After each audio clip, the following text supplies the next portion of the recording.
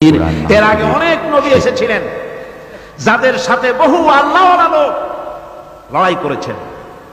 فما وهنوا لما أصابهم في سبيل الله وما ضعفوا وما استكانوا। আল্লাহর পথে তাদের উপর যত বিপদ এসেছিল তারা হতাশ হয়ে পড়েন নাই, দুর্বলতা দেখাননি, বাতিলের সামনে মাথাও নত করেননি। ওয়াল্লাহু ইউহিব্বুস সাবিরিন। আর আল্লাহ পাক ধৈর্যশীল যারা তাদেরকে আল্লাহ পাক ভালোবাসেন। আমার ভাইরা, ধৈর্যের পরিচয় রাসূল করিম সাল্লাল্লাহু আলাইহি ওয়াসাল্লাম ওহদের ময়দানে যখন আক্রান্ত হয়ে গেলেন, চতুর্দিকে কাফেররা ঘিরে ধরেছে, বাঁচার কোনো পথ নাই। সাহাবায়ে কেরাম রাসূলকে পাহারা দিলেন। যারা রাসূলকে পাহারা দিতে দাঁড়ায়ছেন, জীবন দিয়া পাহারা দিতে দাঁড়ায় গেছে, রাসূলের দিকে মুখ দিয়া, পিঠটা বাইরের দিকে দিয়ে রাসূলকে পাহারা দেওয়া শুরু করেছেন। হুজুরকে পাহারা দিতে যারা দাঁড়িয়েছিলেন, কাফের কর্তৃক নিক্ষিপ্ত কি তীরগুলি এসে যখন বিঁধতেছিল, শুধু একজন সাহাবী হযরত তালহার পিঠের ভিতরে রাসূলকে হেফাজতের জন্য 80টা তীর একজনের পিঠের মধ্যে গিয়ে ঢুকেছে। এক অসতর্ক মুহূর্তে নবীজির দান্দার মোবারক শহীদ হয়ে গেল, শিরস্থান ভেঙে গেল, লোহার কড়া প্রবিষ্ট হয়ে গেল কপালের ভিতরে। হুজুর মাথা ঘুরে পড়ে গেলেন। হযরতে আবু উবাইদা রাদিয়াল্লাহু তাআলা আনহু হুজুরের মস্তক মোবারককে কোলে করে নিয়ে তারপরে বহু কষ্ট করে মাথা থেকে লোহার কড়া বের করলেন। এবার ওই কড়ার ছিদ্র দিয়ে রক্ত আসতেছে, মুখ দিয়ে রক্ত পড়তেছে, দাড়ি ভিজে যাচ্ছে। বুখারী শরীফে এসেছে, আল্লাহর নবী দুইখানা হাত নিজের চেহারার উপরে মলে আনে টাটকা রক্ত চোখের সামনে দেখে বলছেন, আহারে, এই কওমের ফালা কি করে হবে, এই কওমের মুক্তি কি করে হবে, এই কওমের নাজাত কি করে হবে, যে কওম তার নবীর চেহারা রক্ত দিয়ে লাল বানাইয়া দিল। নবীজি বললেন, আল্লাহুম্মা গফিরলি কওমি ফাইন্নাহুম লা ইয়ালামুন। আয় আল্লাহ পাক, আমার এই কওম বুঝতে পারে না, ওদেরকে মাফ করে দাও। খবর ছড়িয়ে গেল নবীজি শহীদ হয়ে গিয়েছেন। খবর ছড়িয়ে গেল চতুর্দিকে, মদিনায় খবর ছড়িয়ে গেল। মানুষ পাগলের মতো দৌড়ানো শুরু করে দিল। এক মেয়ে লোক দৌড়াচ্ছে ওহদের দিকে। কয়েকজন সাহাবীর সঙ্গে দেখা, তারা জিজ্ঞেস করলেন, দৌড়াও কেন মহিলা, যাও কই? কয় ওহদের দিকে যেতেছি। কয় যায় তো কোনো লাভ নাই, যেহেতু তোমার যে স্বামী এসেছিলেন জিহাদের ময়দানে তিনি তো শহীদ হয়ে গেছেন। মহিলা বলতেছে, কে শহীদ হয়েছে শুনতে চাই না, আগে বলো নবীজি কেমন আছেন। আবার কিছুক্ষণ পর আর কয়েকজনের সঙ্গে দেখা, তারা বলছে, মেয়ে লোক দৌড়াও কই? যাচ্ছি ওহদের দিকে। তারা বলছেন যে কোনো লাভ নাই, তোমার যে দুইটা কলিজার টুকরা সন্তান ওহদে এসেছিল দুটোই শহীদ হয়ে গেছে।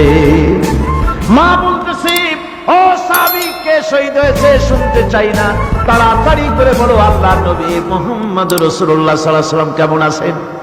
দৌড়াতে দৌড়াতে ওহদের মাঠে সাহাবায়ে কেরাম পরিবেষ্টিত। আল্লাহর নবীর কাছে গিয়ে হুজুরের জীবিত চেহারা মুবারকের দিকে তাকায়া মেয়ে লোকটি কাঁদতেছে আর বলতেছে, ইয়া রাসূলুল্লাহ, আমার স্বামী মরা শোক, আমার কলিজার টুকরা দুইটা সন্তান মরা শোক আমার কলিজা থেকে মুছে গেছে, আপনি বেঁচে আছেন, তামাম মুসলমানদের এর চাইতে বড় সান্ত্বনার নাই। ভাইরা আমার, রাসূল করিম সাল্লাল্লাহু আলাইহি ওয়াসাল্লাম এভাবে করে ধৈর্যের পরিচয় দিয়েছেন। গালাগালি দেন নাই, রাগ করেন নাই, বদদোয়া করেন নাই। সুবহানাল্লাহ কোন, সুবহানাল্লাহ। ভাইরা আমার, এই সবর এমন মহান বৈশিষ্ট্য এর মধ্যে রয়েছে, জিহাদের ময়দানে যদি লোক কম হয় আর যদি তাদের মধ্যে সবর থাকে, বেশি সংখ্যক লোকের উপরে আল্লাহ পাক সবরকারীদেরকে বিজয়ী করে দিবেন। কোরআনে কারীমে রব্বুল আলামিন বলেন, কাম মিন ফিয়াতিন কালিলাতিন গালাবাত ফিআতান কাসীরাতাম বিইذনিল্লাহ ওয়াল্লাহু মা'আস সাবিরিন। এমন ঘটনার বহু নজির আছে যে কম সংখ্যক লোকেদের উপরে আল্লাহ পাক, বেশি সংখ্যক লোকেদের উপর আল্লাহ পাক কম সংখ্যক লোকদেরকে জয়ী করে দিয়েছেন। ওয়াল্লাহু মা'আস সাবিরিন, আর আল্লাহ আছে ধৈর্যশালীদের সাথে। আল্লাহ আছে কাদের সাথে?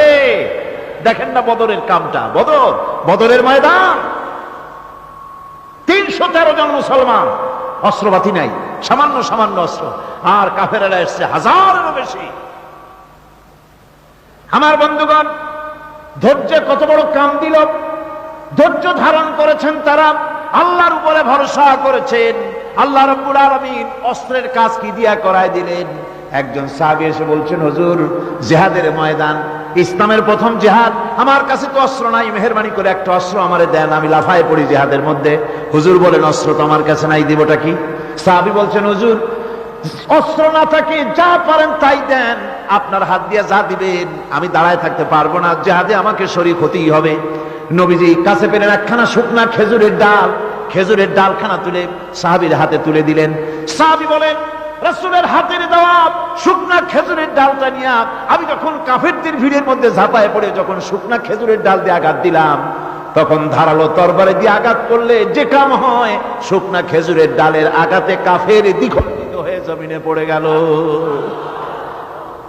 ভাইরা আমার, আল্লাহ রাব্বুল আলামিন সবর যারা করে, সংখ্যা যদি কম হয়, আল্লাহ পাক তাদেরকে বিজয়ী করে দেবেন, এই ওয়াদা আল্লাহ রাব্বুল আলামিন করেছেন। এই সবরের গুণ ছাড়া জান্নাতেও প্রবেশ করা যাবে না। সবর যদি না থাকে বেহেশতে যাওয়া যাবে না।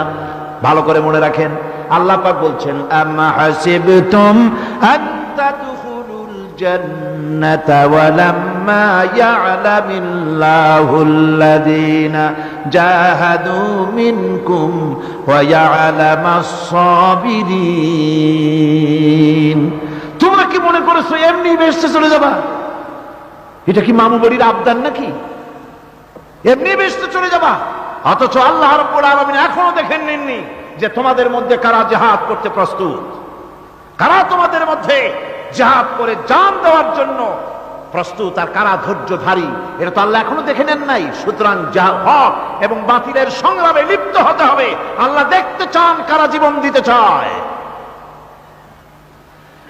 সুতরাং ইসলামী আন্দোলনে যারা শরীক হবে, তাদের বিপদ এবং মুসিবত দিয়ে আল্লাহ রাব্বুল আলামিন তাদের সাহসিকতা এবং ধৈর্যের পরীক্ষা নিবেন। কোরআনে কারীম বলছে, وَلَنَبْلُوَنَّكُمْ حَتَّى نَعْلَمَ الْمُجَاهِدِينَ مِنكُمْ وَالصَّابِرِينَ وَنَبْلُوَ أَخْبَارَكُمْ। অবশ্যই আমি তোমাদেরকে পরীক্ষার সম্মুখীন করব, আর তোমাদের মধ্যে সত্যিকার মুজাহিদ, দৃঢ়তা অবলম্বনকারী কারা, আমি তা দেখব। এটা যেন আমি দেখে নিতে পারি, সেই জন্য আমি বিপদ এবং মুসিবতের মধ্যে তোমাদের ফেলবো। ধৈর্যধারীদের উপরে আমার রহমত অবশ্যই থাকবে। সবর এমন এক সম্পদ যা ধারণ করলে পরে আল্লাহ রাব্বুল আলামিন রাষ্ট্রীয় ক্ষমতা দান করে দেন। কোন সুবহানাল্লাহ, জোরে কোন সুবহানাল্লাহ। ধৈর্য ধারণ করলে আল্লাহ রাষ্ট্রের মতো বিরাট নিয়ামত আল্লাহ হাতে তুলে দিবেন। তার প্রমাণ কোরআন শরীফ আল্লাহ বলছেন, বনি ইসরাঈলরা মিশর থেকে যখন বহিষ্কার হয়ে গেল, তাদের যখন পা রাখার কোনো জায়গা থাকলো না, বনি ইসরাঈলরা মিশর থেকে যখন বহিষ্কার হয়ে গেল, এরপরে আল্লাহ পাক তারা যখন ধৈর্য অবলম্বন করলো, আল্লাহ পাক তাদের ব্যাপারে বলছেন, ওয়া আওরাসনাল কওমাল্লাযীনা কানু ইউস্তাদআফুনা মাশারিকাল আরদি ওয়া মাগারিবাহাল্লাতী বারাকনা ফিহা। আর তাদের স্থলে আমি নির্যাতিত লোকদেরকে প্রতিষ্ঠিত করলাম। পশ্চিম এবং উত্তরের তাদেরকে আমি পশ্চিম এবং পূর্বের উত্তরাধিকারী তাদেরকে বানায় দিলাম। বিরাট এলাকা তাদের হাতে আমি তুলে দিলাম। ওয়া তাম্মাত কালিমাতু রাব্বিকাল হুসনা আলা বানি ইসরাঈলা বিমা সাবারু। আর এভাবে করে আল্লাহ পাক তার কথাকে পূর্ণ করলেন বনি ইসরাইলদের উপরে। সবর ইখতিয়ার করার জন্য, ধৈর্য ধরার কারণে আল্লাহ পাক রাষ্ট্রের মালিক তাদের বানায় দিলেন। জোরে কোন সুবহানাল্লাহ। সবর যদি করা হয়, তো যুদ্ধ যদি বাদে, যদি জিহাদ শুরু হয়ে যায়, আল্লাহ পাক বলেছেন ফেরেশতা দিয়ে সাহায্য করব। যদি সবর থাকে তোমাদের। সবর থাকলে আল্লাহ কি দিয়ে সাহায্য করবেন? ফেরেশতা দিয়ে। কোরআনে কারীম বলছে বালা ইন তাসবিরু ওয়া তাত্তাকু ওয়া ইয়াতুকুম মিন ফাওরিহিম হাযা ইউমদিদুকুম রাব্বুকুম বিখামসাতি আলাফিন মিনাল মালাইকাতি মুসাউমিমিন। হ্যাঁ, তোমরা যদি ধৈর্য অবলম্বন করো আর আল্লাহকে ভয় করে চলো, তাহলে এক্ষুনি আল্লাহ রাব্বুল আলামিন তোমাদের জন্য কাতারে কাতারে শৃঙ্খলাবদ্ধ ৫,০০০ ফেরেশতা দিয়ে তোমাদেরকে সাহায্য করবেন। সুবহানাল্লাহ। তোমাদেরকে ফেরেশতা দিয়ে সাহায্য করা হবে। তোমরা যদি সবর ইখতিয়ার করো, তাহলে সংখ্যা যদি কম হয়, বেশি সংখ্যার উপরে জয়ী করে দেব।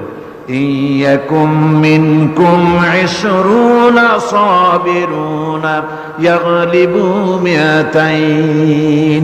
যদি তোমাদের ভিতরে ধৈর্যশীল ২০ জন হয়, আমি ২০০ কাফেরের বিরুদ্ধে তোমাদেরকে জয়ী করে দেব। সুবহানাল্লাহ। তোমরা যদি হও ধৈর্যশীল ২০০ ২০ জন, ২০০ কাফেরের উপরে তোমরা জয়যুক্ত হয়ে যাবে। আর বিপদ আর মুসিবতে যারা ধৈর্য ধরে, তাদের জন্য আল্লাহর পক্ষ থেকে সুসংবাদ। সুসংবাদ কাদের জন্য? ধৈর্যধারীদের জন্য।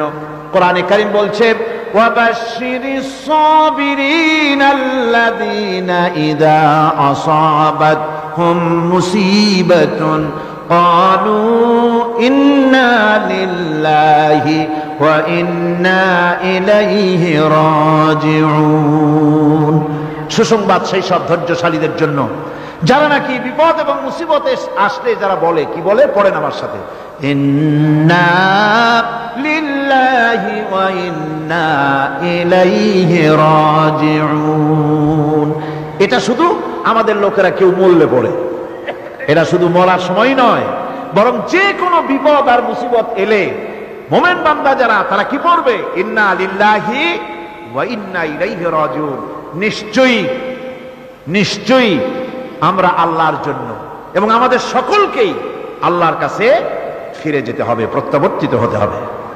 সবরকারীদের জন্য রয়েছে জান্নাতের সুউচ্চ সম্মানের জায়গা। জান্নাতে সবচেয়ে সম্মানজনক জায়গা আল্লাহ রাব্বুল আলামিন ধৈর্যশালীদেরকে দান করবেন। কোরআনে কারীম বলছে উলাইকা ইউজজাউনাল গুরফাতা বিমা সাবারু ওয়া ইউলাক্কাউনা ফিহা তাহিয়াতাও ওয়া সালামা। এরা হলো সেই সব লোক যাদেরকে প্রদান করা হবে বেহেশতের সুউচ্চ মঞ্জিল, কারণ তারা সবর ইখতিয়ার করেছিল, তারা সবর করছিল, এই জন্য বেহেশতের সবচাইতে ভালো জায়গা তাদের দেওয়া হবে। কোন আলহামদুলিল্লাহ, জোরে কোন আলহামদুলিল্লাহ। এবং জান্নাতে সবরকারীদেরকে সম্বর্ধনা দেওয়া হবে, সম্বর্ধনা দেওয়া হবে। খালিদিনা ফিহা হাসুনাত মুস্তাকাররাম ওয়া মুকামা। চিরদিন তারা জান্নাতের ভেতরে বসবাস করবে এবং কতই না সুন্দর, কতই না উত্তম জায়গা সবরকারীদের জন্য আল্লাহ বেহেশতের মধ্যে রেখে যাবেন। জান্নাতে প্রবেশ করার সাথে সাথে চতুর্দিক থেকে ফেরেশতারা ছুটে আসবে সবরকারীদের জন্য। ওয়াল মালাইকাতু ইয়াদখুলুনা আলাইহিম মিন কুল্লি বাব। চতুর্দিক থেকে ফেরেশতারা তাদেরকে ইস্তেকবাল করবে। কি বলবে? সালামুন আলাইকুম বিমা সাবারতুম ফানি'মা উকবাদ-দার। তোমাদের প্রতি শান্তি বর্ষিত হোক, কারণ তোমরা পৃথিবীতে সবর অবলম্বন করেছিল। কতই না উত্তম জায়গা, কতই না সুন্দর জায়গা আল্লাহ রাব্বুল আলামিন সবরের বিনিময়ে তোমাদেরকে দান করেছেন। সুতরাং এই সবর হচ্ছে মুসলমানদের জন্য সবচেয়ে বড় নিয়ামত। আজ আমার তো মনে হয় পৃথিবীতে মুসলমানরাই সবচেয়ে বেসবর। ট্রেনে যাবে বসা নিয়ে বেসবর, টিকিট নিয়ে বেসবর, বাসের মধ্যে বেসবর, বাজারে যাবে বেসবর, স্কুলে যাবে বেসবর, যেখানে যান সব জায়গায় আমরা বেশি অধৈর্য। ঠিক কিনা কর? সামান্য সামান্য জিনিস নিয়ে ঝগড়া করা, মারামারি করা, এই হচ্ছে আমাদের ট্র্যাডিশন। ধৈর্য অবলম্বন করতে হবে জীবনের সকল ক্ষেত্রে। এই ধৈর্য আমাদেরকে রক্ষা করতে হবে। এই ধরনের ধৈর্য যদি আমরা অবলম্বন করতে পারি, তাহলে আল্লাহ পাক বলছেন উলাইকাল্লাযীনা সাদাকু ওয়া উলাইকা হুমুল মুত্তাকুন, এরাই হলো ইমানের দাবিতে সত্যবাদী। কোন আলহামদুলিল্লাহ। কারা কারা? না না, শুধু সবরকারী না, এই যে 10টা পয়েন্ট বলা হলো, কয়টা পয়েন্ট বলা হয়েছে? 10টি পয়েন্ট। সেই 10টি পয়েন্ট যারা পালন করবে এরা হলো ইমানের দাবিতে সত্যবাদী, আর এরাই হচ্ছে প্রকৃতপক্ষের মুত্তাকি।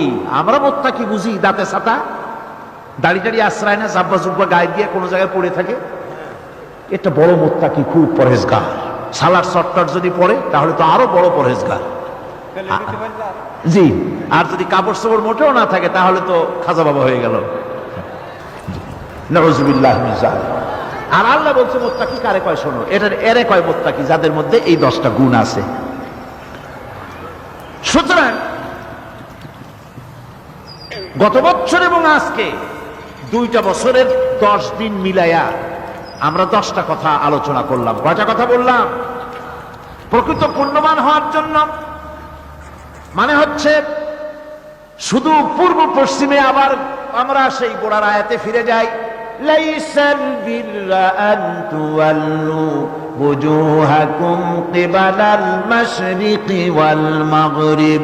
পূর্ব পশ্চিমে কতবার মাথা ঘুরালেন, কোন দিকে কয়টা সেজদা দিলেন, এটাই নেককার আর পুণ্যবান হওয়ার জন্য যথেষ্ট নয়। নেককার আর পুণ্যবান হতে হলে শর্ত লাগবে 10টা। জোরে বলেন কয়টা? 10টি শর্ত লাগবে। এই 10টি শর্ত যদি সম্পাদন করতে পারি, যদি আমল করতে পারি, জীবন ধন্য হয়ে যাবে। সেই 10টি কথা আমি আবার আপনাদের স্মরণ পটে তুলে দিতে চাই, প্যাকেট করে পকেটে উঠাই দিতে চাই, যেন বাড়ি নিয়ে যেতে পারেন। 1 নম্বর হচ্ছে 10টি পয়েন্টের 1 নম্বর আল্লাহর প্রতি ঈমান। 1 নম্বরে আল্লাহর প্রতি ঈমান, 2 নম্বরে পরকালের প্রতি ঈমান, 3 নম্বরে ফেরেশতাদের উপর ঈমান, 4র্থ নম্বরে কিতাবের প্রতি ঈমান, 5ম নম্বরে নবীদের প্রতি ঈমান, 6ষ্ঠ নম্বরে সহায় সম্বলহীন নিকটবর্তী আত্মীয়, ইয়েতিম, মিসকিন, প্রবাসী, মুসাফির, সাহায্য প্রার্থী, এদেরকে মুক্ত করার জন্য এদেরকে সাহায্য প্রদান করা, 7 নম্বরে নামাজ প্রতিষ্ঠা করা, 8 নম্বরে যাকাত আদায় করা, 9 নম্বরে ওয়াদা পালন করা, 10 নম্বরে সবর এখতিয়ার করা। কয়টা হলো? এই 10টি কাজ যদি আমরা পালন করতে পারি, বিপদে মুসিবতে ধৈর্য ধারণ করতে পারি, যত মুসিবত আসুক, আসলে এগুলি কিছু না। মুসিবত আল্লাহ টেস্ট করবেন, মুসিবত দিয়া আল্লাহ টেস্ট করে। দেখা যায় যে ওদের শক্তি খুব বেশি, চোখে আপনি দেখতে পারেন, কিন্তু আল্লাহ বলছেন ইন্না কায়দা শায়তানে কানা দাঈফা। বাতিলরা হলো শয়তান। বাতিলরা কি? আর ওদের চক্রান্ত আসলেই দুর্বল। এদের চক্রান্ত আসলে কি? দুর্বল। কাজেই এগুলিকে ভয় করা যাবে না। বিপদে মুসিবতে ধৈর্য ধারণ করে যদি অগ্রসর হওয়া যায়, তো আল্লাহ রাব্বুল আলামিন এই 10টি পয়েন্ট যদি আমল করা যায়, দুনিয়াও শান্তি পাবো, আখিরাতেও শান্তি পাবো। যত মুসিবত আসুক, বিপদ আসুক, ধৈর্যের সাথে মোকাবেলা করতে হবে। ধৈর্যের অর্থ কি? আমি আগেই বলেছি, ধৈর্যের অর্থ হচ্ছে অবিচলতা, দৃঢ়তা, বরদাস্ত করা, সহিষ্ণুতা, ধীরতা, স্থিরতা। ধৈর্যের অর্থ এটা নয় একজন একটা থাপ্পড় মারলো আর আপনি বলবেন যে বাবা ব্যথা পাইছে নাকি, তাহলে আর একখান থাপ্পড় দিয়া দাঁত আমার সবগুলো ভালায় দেয়। এর নাম ধৈর্য নয়। ধৈর্য হচ্ছে পরিস্থিতির মোকাবেলা করতে হবে সাহসিকতার সাথে, এর নাম হচ্ছে ধৈর্য। ওই যে আমি একটা দৃষ্টান্ত দিয়ে থাকি, এক সাপ একবার মুরিদ হয়েছিল এক পীর সাহেবের কাছে। পীর বলছিলেন যে না, আমি তো এইসব সাপ টাপ মুরিদ বানাই না। কয় না হুজুর, আমারে বানান। তারপরে মুরিদ বানায় কিছু অজিবাতারে শিখাই দিল আর বললো খবরদার কাউকে দংশন করবে না। ঠিক আছে, সে যায়া জিজ্ঞাসা শুরু করে দিয়েছে। এর মধ্যে জমিনে রাখাল আসছে, ধান কাটছে, ধানগুলো নিবে কি করে? দড়ি দাড়ি পাচ্ছে না, তো কি করা যায়, বানবে কি দিয়া? সন্ধ্যার পরে অন্ধকারে দেখে যে দড়ি একটা পড়ে আছে। কি দড়ি তা তো ওরা বুঝে নাই। ওইটারে নিয়ে ধানের ফেসাইয়া লেজ দিয়ার মাথা দিয়ে এরকম করে বাসেটারে দিয়ে বাঁধছে।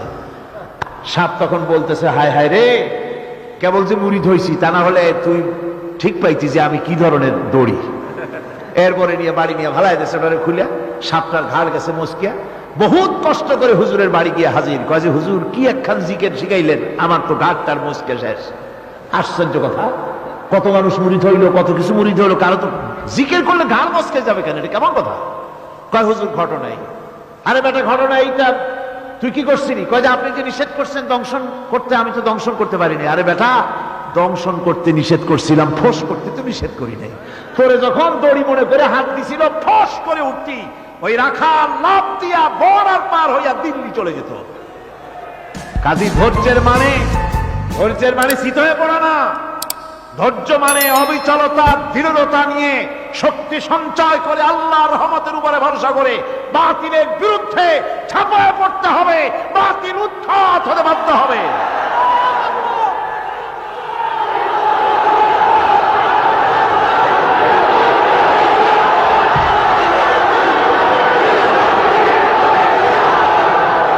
ভাইরা আমার,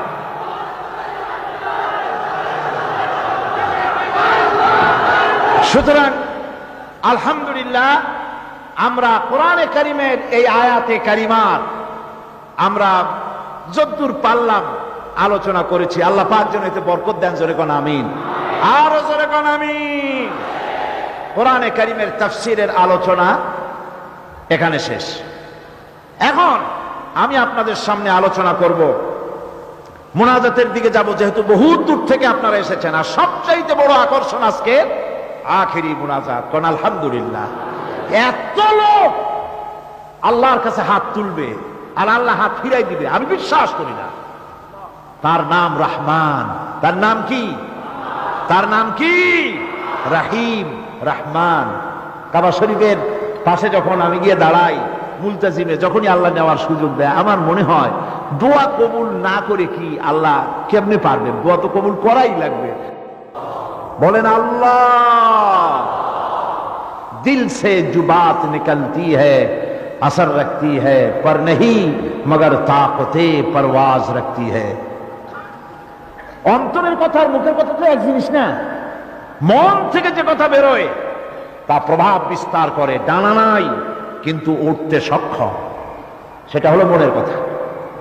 মনের মণিগুলা থেকে যদি কেউ একটিবার যদি উচ্চারণ করে আল্লাহ, আল্লাহ রাব্বুল আলামিন 70 বার সাড়া দিয়া বলেন, বান্দা কি চাও আমি হাজির। বল কি চাই ক। সুবহানাল্লাহি বিহামদিহি। এর থেকে আপন আর কেউ কি হতে পারে? সুতরাং আল্লাহর সাথে মহব্বত বেশি করে জুড়তে হবে, তাকে ভালোবাসতে হবে, তার কোরআনকে ভালোবাসতে হবে। মুনাজাতের আগে যে কয়টি বিষয় আমি আপনাদের সামনে আলোচনা করতে চাই, তার মধ্যে একটি বিষয় হচ্ছে নারী। একটি বিষয় কি? বিগত 4 দিন তারা এসেছেন কষ্ট করে, অভিযোগও করেছেন যে আমাদের ব্যাপারে কিছু বলা হলো না। আমি কালকেই জবাব দিয়েছি, যা বলেছি সব নারী আর পুরুষের জন্য সমান। তবে যেহেতু আপনারা নারী, আমাদের আপনাদের জন্য আলাদা কথা তো আছেই। কোন আলহামদুলিল্লাহ। সেই কথাগুলি কি, সেইটাই আমি আপনাদের খেদমতে পেশ করতে চাই। খুব কান খাড়া করে শোনো, কাজে লাগবে। বিশ্বব্যাপী আজ কথা উঠেছে যে নারীরা অধিকার হারা, অধিকার বঞ্চিত, তাদের কোনো অধিকার নাই। ইসলাম তাদেরকে ঠকিয়েছে, আর পুরুষ শাসিত সমাজ ব্যবস্থা নারীদেরকে লাঞ্ছিত, হেয় প্রতিপন্ন করিয়া টুরিয়া শেষ করে ফেলাইছে। এই জন্য তারা কায়রো সম্মেলন করেছে, এই জন্য তারা বেইজিং সম্মেলন করেছে। করে নাই? আপনারা শিক্ষিত মানুষ, নিশ্চয়ই আমার কথা বুঝতে পারছেন আপনারা। আমি ইউরোপে এবং আমেরিকায় 2.5 মাস সফর করেছি বেইজিং সম্মেলন চলাকালীন। আমি বলেছি নারীর অধিকার আদায়ের জন্য যে বেইজিং সম্মেলন হচ্ছে, এই সম্মেলন ইহুদিদের জন্য, নাসারাদের জন্য, কাফেরদের জন্য জরুরত আছে। ওরা যে অধিকারের জন্য চিল্লায়, সে অধিকার ইসলাম দিয়েছে 1400 বছর আগে অধিকার দিয়ে ফেলেছে। নারীর কথা কোরআনে কোনো জায়গায় বাদ দেওয়া হয় নাই। কোন সুবহানাল্লাহ। ইসলাম নারীকে সম্মান দিয়েছে, মর্যাদা দিয়েছে, পুরুষের সমান মর্যাদা দিয়েছে। কোন আলহামদুলিল্লাহ। কোন তারতম্য নাই নারী আর পুরুষে। আল্লাহর বান্দা হিসাবে, মানুষ হিসাবে নারী পুরুষে বিন্দু মাত্র তারতম্য নাই, নারীকে খাটো করে দেখার কোনো প্রশ্নই ওঠে না। দেখুন কোরআনে কারীমে আল্লাহ পাক কিভাবে বলতেছেন নারী আর পুরুষ পাশাপাশি। আল্লাহ রাব্বুল আলামিন বলেন, ইন্নাল মুসলিমিনা ওয়াল মুসলিমাতি ওয়াল মুমিনিনা ওয়াল মুমিনাত, নিশ্চয়ই মুসলমান পুরুষ মুসলমান নারী, মুমিন পুরুষ মুমিন নারী, ওয়াল কানিতিনা ওয়াল কানিতাত, আর অনুগত পুরুষ আর অনুগত নারী, ওয়াস-সাদিকিনা ওয়াস-সাদিকাত, সত্যবাদী পুরুষ আর সত্যবাদী নারী, ওয়াস-সাবিরিনা ওয়াস-সাবিরাত, ধৈর্যশীল পুরুষ আর ধৈর্যশীল নারী, ওয়াল খাশিঈনা ওয়াল খাশিআত, বিনীত পুরুষ আর বিনীত নারী, ওয়াল মুতাসাদ্দিকিনা ওয়াল মুতাসাদ্দিকাত, দানশীল পুরুষ আর দানশীলা নারী, ওয়াস-সাইমিনা ওয়াস-সাইমাত, রোজা পালনকারী পুরুষ আর রোজা পালনকারী নারী, ওয়াল হাফিযিনা ফুরুজাহুম ওয়াল হাফিযাত, যৌনাঙ্গ হেফাজতকারী পুরুষ যৌনাঙ্গ হেফাজতকারী নারী, ওয়ায-যাকিরিনা আল্লাহা কাসীরান ওয়ায-যাকিরাত, আর আল্লাহর অধিক পরিমাণে জিকিরকারী পুরুষ আর অধিক পরিমাণে জিকিরকারী নারী, আ'আদ্দাল্লাহু লাহুম মাগফিরাতান ওয়া আজরান আযীমা, তাদের জন্য আল্লাহ পাক রেখেছেন ক্ষমা এবং মহা পুরস্কার। নারীর বাদ দিছে কোন? নারী বাদ আছে? কোন জায়গায় বাদ নাই। পুরুষ হজ করলে সওয়াব বেশি, নারী হজ করলে সওয়াব কম। পুরুষ হজ তাহাজ্জুদ পড়লে সওয়াব বেশি, নারী তাহাজ্জুদ পড়লে সওয়াব কম। আছে নাকি এরকম? আছে এরকম? নাই। পুরুষের পাশাপাশি নারীকে আল্লাহ পাক দাঁড় করিয়েছেন। আমলের দিক থেকে নারী এবং পুরুষের আমলের মধ্যে কোনো পার্থক্য নাই। আল্লাহ পাকের কথা শোনাচ্ছি, মন গড়া কথা বলবোই না। আলহামদুলিল্লাহ, যা বলি দলিল ভিত্তিক বলতে চেষ্টা করি। নারী আর পুরুষের আমলের মধ্যে আল্লাহর কাছে কোনো পার্থক্য নাই। আল্লাহ পাক কোরআনে কারীমের মধ্যে বলছেন, মান আমিলা সালিহান মিন যাকারিন আও উনসা ওয়া হুয়া মুমিনুন ফালানুহইয়ান্নাহু হায়াতান তাইয়্যিবাতান ওয়া লানাজজিয়ান্নাহুম আজরাহুম বিআহসানি মা কানু ইয়ামালুন। পুরুষ আর নারীর মধ্যে যারা ঈমানদার অবস্থায় সৎ কাজ করে তাদেরকে আমি কল্যাণমূলক জীবন দেই, হায়াত দেই, সুন্দর জীবন তাদেরকে আমি দান করি। আর তাদের জন্য রয়েছে শ্রেষ্ঠতম পুরস্কার। মোমেন পুরুষ হোক আর নারী হোক, তাদের আমলের জন্য উত্তম পুরস্কার, সমান পুরস্কার আল্লাহ পাক তাদেরকে দান করবে। আর জান্নাত নারী এবং পুরুষ উভয়ের জন্য। বেহেশতে পুরুষরা যাবে আর মেয়ে লোকেরা বুঝি বেহেশতে যাবে না? কি কন? কোরআনে কারীমে আল্লাহ পাক বলেন, ওয়ামান আমিলা সালিহাম মিন যাকারিন আও উনসা ওয়া হুয়া মুমিনুন ফাউলাইকা ইয়াদখুলুনাল জান্নাহ। বেহেশতের মধ্যে যারা নাকি নেক আমল করবে, ভালো কাজ করবে, তারা পুরুষ হোক আর নারী হোক, মুমিন অবস্থায় যারাই ভালো কাজ করবে, পুরুষ আর নারী উভয় কি আল্লাহ রাব্বুল আলামিন জান্নাত দান করবেন। কি দেবেন? আজ কথা উঠেছে জান্নাত তো দেবে, কিন্তু মেয়ে লোকেরা তো হুর পাবে না। পুরুষেরা জন্মের মতো হুর পাবে, মেয়ে লোকে পাবে নাকি? এরকম একটা কথা উঠেছে। বেহেশতের মধ্যে পুরুষেরা হুর পাবে আর নারীরা কিচ্ছু পাবে না, এরকম কথা আছে নাকি কোরআন শরীফে? কোথাও আছে? কোথাও? এখন অভিধানের দিকে ফিরে যান। অভিধানে বলা হচ্ছে, আরবি অভিধানে হুর শব্দের অর্থ হচ্ছে সাথী। হুর শব্দের অর্থ কি? সাথী। এই সাথী শুধু পুরুষে পাবে, মেয়ে লোকে পাবে না, এমন কথা তো পার্থক্য কোরআনে করা হয় নাই। কোরআন শরীফে বলা হয়েছে যারা বেহেশতি তাদেরকে হুর দেওয়া হবে। সেখানে একথা বলা হয় না যে পুরুষদের দেওয়া হবে, মেয়েদের দেওয়া হবে না।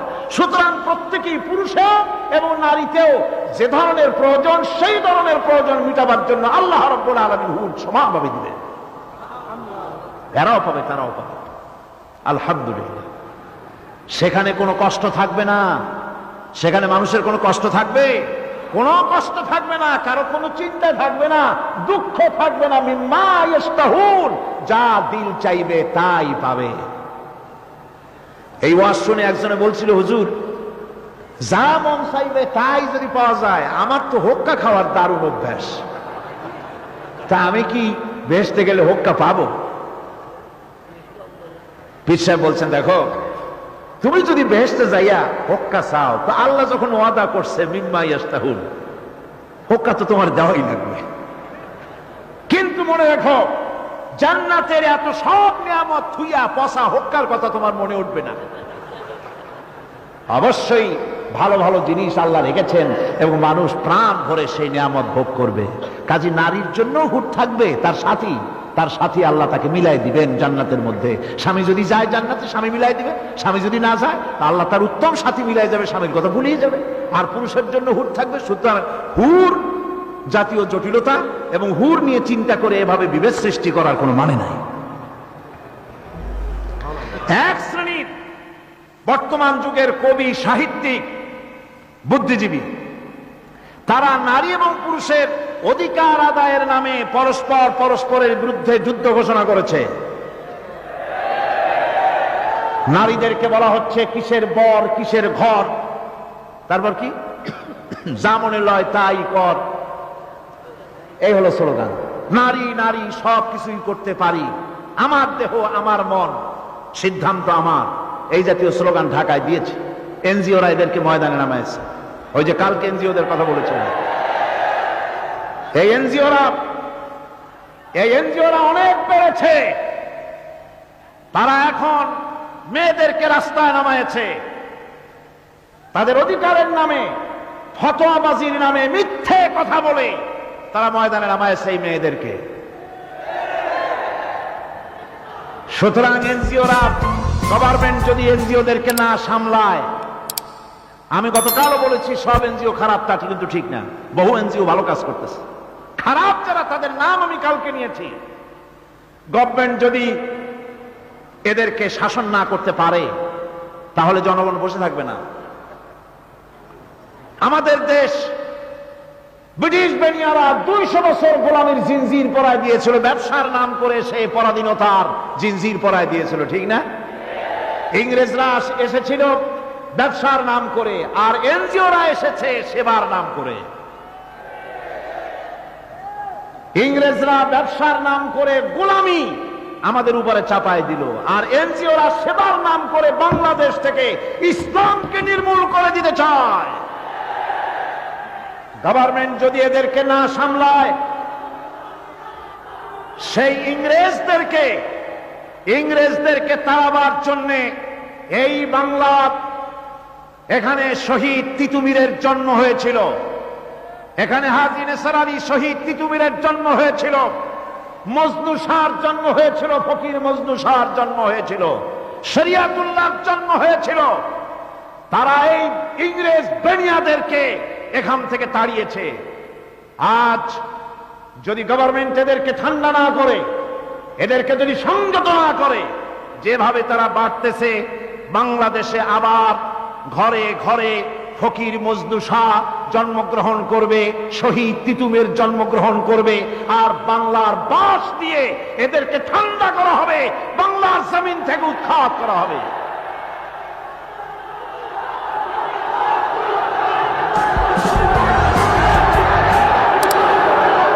এদের আছে কতগুলি পত্রিকা, এদের হাতে রয়েছে কতগুলি পত্রিকা। এই পত্রিকাগুলি তারা কিনে নিয়েছে। এই খরিদ করা পত্রিকাগুলি দিয়ে নারীদের বিরুদ্ধে তারা পুরুষদেরকে খেপাচ্ছে, পুরুষের বিরুদ্ধে নারীদেরকে খেপাচ্ছে। এখন নারীরা যদি পুরুষদের বিরুদ্ধে খেপে বিয়ে শাদী বন্ধ করে দেয়, পুরুষও যদি বিয়ে শাদী বন্ধ করে দেয়, তো অবস্থাটা কি হবে? সুতরাং এরা ওই যে এক শিয়ালের লেজ কাটছিল, পরে সে মনে করলো যে আমার যখন একার লেজ কাটছে, সকলের লেজ কাটাই দরকার। সে তখন ফতোয়া বাইর করলো যে লেজের মতো একটা লম্বা খামাখা পাশায় রেখে লাভ করে কাটিয়ে ভালো। পাশ্চাত্য তাদের ফ্যামিলি স্ট্রাকচার ধ্বংস হয়ে গিয়েছে। ফ্যামিলি স্ট্রাকচার বলতে কিছু নাই, শান্তি নাই, স্বস্তি নাই, স্থিতিশীলতা নাই, ভালোবাসা নাই, মহব্বত নাই, আস্থা নাই। স্বামী স্ত্রীর ভিতরে মহব্বত নাই। দেখেন না রাজ পরিবারের অবস্থা কি ব্রিটেনের। এখন রানী বলছে যে তোমরা আলাদা হয়ে যাও। রানীর যতগুলো ছেলে মেয়ে সবগুলি এক স্বামী থুই আর এক স্বামী, এক বউ থুই আর এক বউ। আর প্রকাশ্যে এগুলি যে তারা করে তা টিভিতে আবার বলে যে আমরা এরকম হারামি করে বেড়াই। নাউযুবিল্লাহ। এরাও মানুষ, এরাও মানুষ। পুরুষ পুরুষকে বিয়ে করতেছে, মেয়ে লোক মেয়ে লোকের বিয়ে করতেছে। রুচি কোথায় চলে গিয়েছে?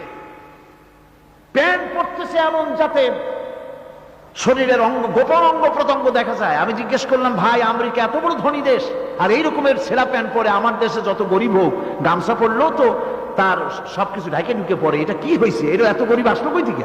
কয়েছে না হুজুর, এটা গরিবের কারণে না, এই ছেঁড়া প্যান্টগুলোর দাম অনেক বেশি। এরা এগুলি এই জন্য পড়তে চায় যে তার যে শরীরে কিছু একটা আছে এটা মানুষরা দেখুক। নাউযুবিল্লাহি মিন যালিক। এদের কোন চরিত্র আছে? এই চরিত্রের লোকগুলি বাংলাদেশের পারিবারিক বন্ধনকে শেষ করে দিতে চায়। তাই নারীর বিরুদ্ধে পুরুষকে, পুরুষের বিরুদ্ধে নারীদেরকে খেপায়, পরস্পর পরস্পরকে শত্রু বানাতে চায়। কি বানাতে চায়? আর আল্লাহ চায় বন্ধু বানাতে। আল্লাহ নারী আর পুরুষকে কি বানাইতে চায়? বন্ধু। শোনেন, আল্লাহ রাব্বুল আলামিন বলেন, ওয়াল মুমিনুনা ওয়াল মুমিনাতি বা'দুহুম আউলিয়াউ বা'দ ইয়া'মুরুনা বিল মারুফি ওয়া